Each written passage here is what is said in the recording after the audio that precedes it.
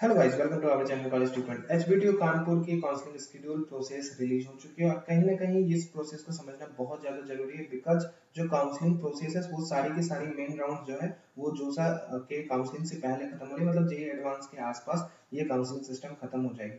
और यहाँ पे जो फी डिपोजिशन का सिस्टम है, जो फी डिडक्शन का सिस्टम है, वो थोड़ा कॉम्प्लिकेटेड वे से डिजाइन किया गया है। अगर इस चीजों को हम नहीं समझते हैं तो या तो हमें जोसा के काउंसलिंग को छोड़ना पड़ेगा, फिर एचबीटीयू के साथ ही जाना पड़ेगा, या फिर एक अच्छा खासा अमाउंट एचबीटीयू में छोड़ के फिर जोसा का काउंसलिंग कंडक्ट करना पड़ेगा, या फर्दर कोई और काउंसलिंग हम कंडक्ट करना चाह रहे हैं तो वो करना पड़ेगा।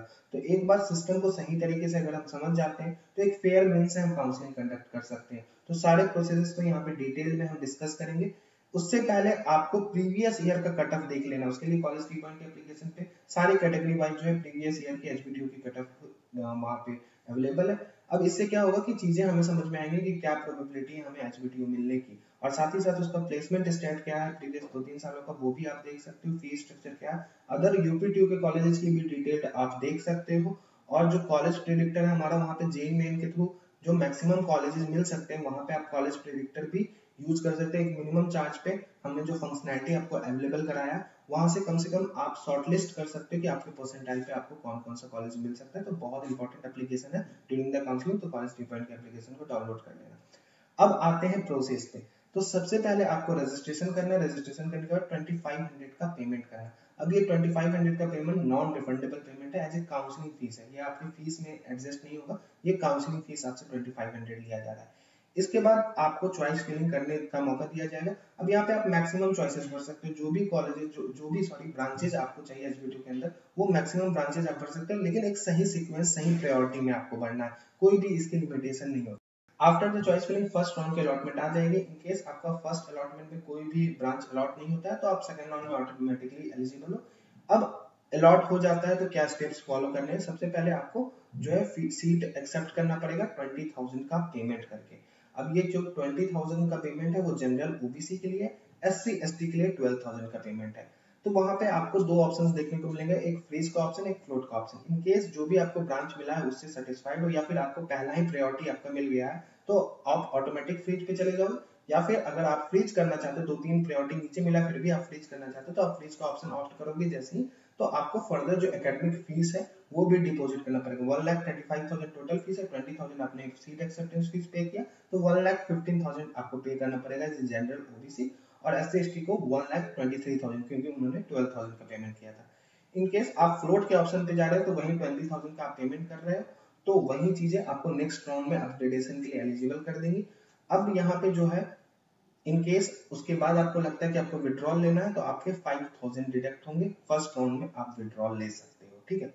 उसके बाद आपको एक मौका दिया जाएगा कि चॉइसेस लग रहा है कि आपको ऊपर नीचे करनी है या फिर मॉडिफाई करना है, कुछ इंक्रीज करनी है चॉइसेस, तो आप चॉइस प्रेफरेंस को अपने चेंज कर सकते हैं। इसका भी आपको मौका दिया जाएगा, लेकिन यहाँ पे फ्रेश रजिस्ट्रेशन जैसा सिस्टम कुछ भी नहीं रहेगा सेकेंड राउंड के लिए।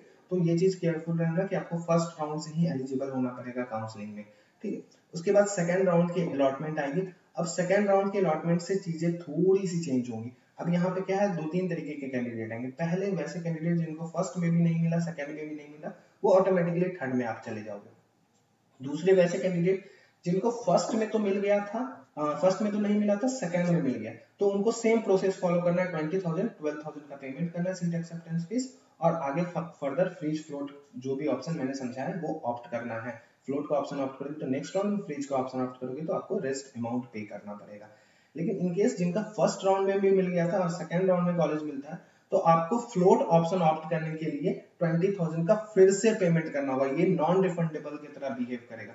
मतलब कि आपने जो 20,000 फर्स्ट राउंड में पे किया था, अब 20,000 सेकंड राउंड में पे कर रहे हो जो, तो वहां पे क्या है कि जो फर्स्ट राउंड वाला 20,000 पेमेंट है वो नॉन रिफंडेबल हो जाएगा। तो 5,000 पहले आपके डिडक्ट हो रहे थे और प्लस 20,000, मतलब आपका 25,000 as a general candidate deduct हो जाएगा और 17,000 as a SC ST candidate deduct हो जाएगा। ये केवल उनके लिए जिनको फर्स्ट में भी मिला हुआ, सेकंड में भी मिला हुआ। जिनको सेकंड में मिला है फिर विड्रॉल ले रहे हो आप, तो पहली बात तो अगर आपको लेना है तो पहली बात आप डिपॉजिट ही नहीं करो अगर नहीं लेना है कॉलेज तो। लेकिन आप डिपॉजिट कर देते हो उसके बाद एक्शन लेते हो तो 5,000 डिडक्ट होगा आपका। और तीसरे जो कैंडिडेट है वो ऑटोमेटिक थर्ड राउंड में एलिजिबल रहेंगे, जो फर्स्ट और सेकंड में जिनको नहीं मिला। अब जो थर्ड राउंड होगा वहां पे भी चीजें थोड़ी सी सिमिलर होंगी। पहले तो आपको प्रेफरेंस को आपको चेंज करने का मौका मिलेगा, जो भी अगर आप चेंज करना चाहते हो, इंक्रीज डिक्रीज करना चाहते हो तो कर सकते हो। इसका एडवांटेज लेना है आपको, अगर आपको अपने पैसे बचाने हैं, आपको एसबीटीयू में मैक्सिमम राउंड तक जाना है, तो इसका एडवांटेज लेना है चॉइस मॉडिफिकेशन का। इनकेस आपसे काउंसलिंग सिस्टम नहीं समझ रहा है, आपको लग रहा है कि आपको पैसे डूब सकते हैं, तो आप हमारा असेसमेंट लो, क्योंकि हम जिस तरीके से काउंसलिंग कंडक्ट करते हैं, क्योंकि we have a experience of 7 year of counselling, बहुत सारे काउंसलर हमारे अंदर काम करते हैं जो कि आपके पैसे को बचाते हैं, आपके टाइम को सेव करते हैं और बेस्ट से बेस्ट कॉलेज आपको प्रोवाइड करते हैं विद अ रीजनेबल प्राइस। तो डेफिनेटली उसको कांटेक्ट करने के लिए मैं लिंक डिस्क्रिप्शन में दे दे रहा हूँ गूगल डॉक की, और नंबर भी दे दे रहा हूँ, आप हमसे कनेक्ट हो सकते हो काउंसलिंग प्रोसेस के लिए। ठीक है, तो थर्ड राउंड में क्या है कि अगर आपका सीट अलॉटमेंट होता है तो यहाँ पे जो है केसेस और इंक्रीज करेंगे। जिनको फर्स्ट सेकेंड राउंड में नहीं मिला और थर्ड राउंड में कॉलेज अलॉट हो गया, वैसे कैंडिडेट के लिए क्या है, जिनको तीनों में अलॉट नहीं हुआ, वो तो आप समझ लो कि आपका मेन राउंड काउंसलिंग खत्म हुआ वहां पे। तो यहाँ पे जिनको फर्स्ट राउंड सेकेंड राउंड में नहीं मिला, थर्ड राउंड में मिलता है, तो उसको सीट एक्सेप्टेंस फीस 20,000 तो पेमेंट करना होगा या 12,000 SC/ST के लिए। लेकिन उसके बाद आपके पास फ्रीज का ही ऑप्शन बच जाएगा, आपके पास कोई फ्लोट का ऑप्शन नहीं देखने को मिलेगा, तो आपको एकेडमिक फीस डिपॉजिट करना पड़ेगा, क्योंकि ये लास्ट राउंड की तरह बिहेव कर रहा है। ठीक है, उसके बाद सेकंड में वैसे कैंडिडेट आते हैं जिनको फर्स्ट राउंड में नहीं मिला था, सेकंड में मिला है और थर्ड में मिला है। तो सेकंड के बाद थर्ड में जो आपको मिलेगा, तो फिर से आपको 20,000 का सीट एक्सेप्टेंस फीस पे करना पड़ेगा। तो 20,000 आपने सेकंड में पे किया था, 20,000 आपने थर्ड में पे किया, तो जो उसमें से रेस्ट अमाउंट एकेडमिक फीस बचेगा, मतलब 95,000 बचेगा, वो आपको फर्दर आगे चल के पेमेंट करना होगा अपना कॉलेज को सिक्योर करने के लिए। अब वैसे कैंडिडेट जिनको फर्स्ट में भी मिल गया, सेकंड में भी मिल गया और थर्ड में भी कॉलेज मिला रहा, तो तीनों राउंड्स में अगर आपको कॉलेज मिला रहा है तो आपका 20 मतलब 60,000, मतलब आपको मात्र 75,000 आगे चल के जो है कॉलेज को पे करना पड़ेगा। 60,000 आपने पहले ही पेमेंट कर दिया। जनरल की तरह समझा रहा हूँ, 12,000 आप SC/ST के लिए ले लोगे। लेकिन यहाँ पे आपको विड्रॉल का जो सिस्टम देखने को मिलेगा, वो आपकी लास्ट अपॉर्चुनिटी रहेगी। अब क्या है, जिनको फर्स्ट राउंड में मिला है, सेकंड राउंड में मिला है, मतलब फर्स्ट राउंड का जो फ्लोट वाला ऑप्शन 20,000, सेकंड राउंड का 20,000 प्लस 5,000, मतलब 45,000 आपके डिडक्ट हो जाएंगे अगर आप थर्ड राउंड में जाके कॉलेज छोड़ रहे हो, आपको फर्स्ट राउंड से मिलता आ रहा है। वही जिनको सेकंड राउंड में कॉलेज मिला है, तो उनके फर्स्ट सेकंड राउंड की 20,000 और यहाँ पे 5,000, मतलब 25,000 आपकी डिडक्ट होगी। और जिनको थर्ड राउंड में मिला है, तो पहली बात तो आप लोगे ही क्यों, अगर आपको नहीं चाहिए तो आप 5,000 पे क्यों गवाने जाओगे। लेकिन इनकेस आप ले लियो, फिर डिसीजन मेकिंग करते हो, तो आपको 5,000 का डिडक्ट करना पड़ेगा अमाउंट, मतलब आपका डिडक्ट होगा, बाकी की रिफंड हो जाएगी। और ये लास्ट अपॉर्चुनिटी रहेगी आपको विड्रॉल की। आफ्टर द थर्ड राउंड आपको इंटरनल स्लाइडिंग राउंड का मौका मिलेगा, लेकिन इंटरनल स्लाइडिंग राउंड बस उनके लिए है जिन्होंने लास्ट तक अपने कॉलेज को कैरी किया है और आप काउंसलिंग में आगे बढ़ रहे हो। जो विड्रॉल ले चुके हैं या फिर कोई कॉलेज अलॉट नहीं हुआ, वो इंटरनल स्लाइडिंग राउंड में एलिजिबल नहीं है। इसमें क्या होता है कि एक अच्छी खासी अपॉर्चुनिटी मिल जाती है, CSIT इसी रिलेटेड अगर आप ब्रांच चाह रहे हो तो यहाँ पे एक अच्छा खासा स्पाइक देखने को मिलता है। उसके बाद अगर सीटें वैकेंट होती हैं तो स्पॉट राउंड कंडक्ट होता है, जो कि होनी ही होनी है, क्योंकि जोसा की अभी काउंसलिंग स्टार्ट भी नहीं हुई है, इधर एचबीटीयू की काउंसलिंग खत्म है। तो ये आप 100% श्योर रहो कि वैकेंट सीटें अच्छे खासे अमाउंट में आएंगी। लेकिन जो टॉप ब्रांचेज है, CSIT इसी रिलेटेड ब्रांच है, उसमें आने की प्रोबेबिलिटी बहुत ही कम है, मतलब ना के बराबर आप समझ लो। प्रीवियस ईयर भी ऐसा होता कि कोई भी सीटें CSIT इसी रिलेटेड नहीं आई थी। खाली रीजन इस बात कि इंटरनल स्लाइडिंग राउंड में ऑलरेडी बहुत सारी क्राउड जो रहती है, जो सीट ली हुई रहती है, उनको अपर प्रेफरेंस मिल जाता है। तो आपको काउंसलिंग के अंदर घुसना भी बहुत ज्यादा जरूरी है। कैसे भी करके एंट्री करके आप इंटरनल स्लाइडिंग राउंड का भी एडवांटेज ले सकते हो, क्योंकि कोर ब्रांच को छोड़ के बाकी आप अदर ब्रांच चाह रहे हैं, पेंटिंग टेक्नोलॉजी, मेटलर्जी या फिर आप ऑयल टेक्नोलॉजी चाह रहे हैं, तो इन सब के लिए आपको एक अच्छे खासे रैंक तक, हाई रैंक तक आपको कॉलेज एचबीटीयू मिल जाएगा। लेकिन अगर आप CSIT इसी टॉप के ब्रांचेस चाह रहे हो, तो यहाँ पे क्या होगा कि सीटें वैकेंट आने की प्रोबेबिलिटी नहीं रहेगी, इंटरनल में ही भर जाएगी। तो इसीलिए आप असेसमेंट लेके कहीं ना कहीं एक अच्छे तरीके से काउंसलिंग को कंडक्ट कर सकते हो। तो सिस्टम को समझ के चलना है, बिकॉज अगर आप सिस्टम के लूप में फंसते हो तो एक बड़ा अमाउंट आपको छोड़ना पड़ जाएगा। और कहीं ना कहीं अगर आपको जोसा के अंदर जाना है, तो ये जो काउंसलिंग सिस्टम है उसमें रियल टाइम एनालिटिक्स देखना बहुत ज्यादा जरूरी है।